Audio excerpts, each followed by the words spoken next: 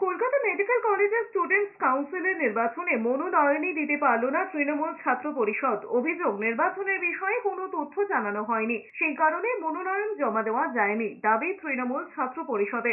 জাতীয় মেডিকেল কমিশনের নিয়ম না মেনে ছাত্র ভোট হচ্ছে।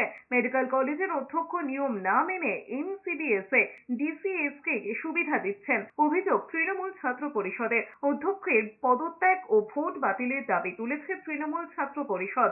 একই সঙ্গে নতুন করে স্টুডেন্টস কাউন্সিল ইলেকশনের দাবি করেছে তৃণমূল ছাত্র পরিষদ। নকশালপন্থী ছাত্র সংগঠন এনসিডিএসএ ও এসইউসিআই এর ছাত্র সংগঠন ডিএসও এই ভোটে লড়ছে। যদিও পাল্টা কলকাতা মেডিকেল কলেজে তৃণমূলের কোনো অস্তিত্ব নেই, দাবি এনসিডিএসএ ও ডিএসওর। অন্যদিকে মেডিকেল কলেজে সকাল থেকে যে নির্বাচন চলছিল তাতে ২০টি আসনে ১৭টিতে জয়লাভ করেছে এমসিডিএসএ।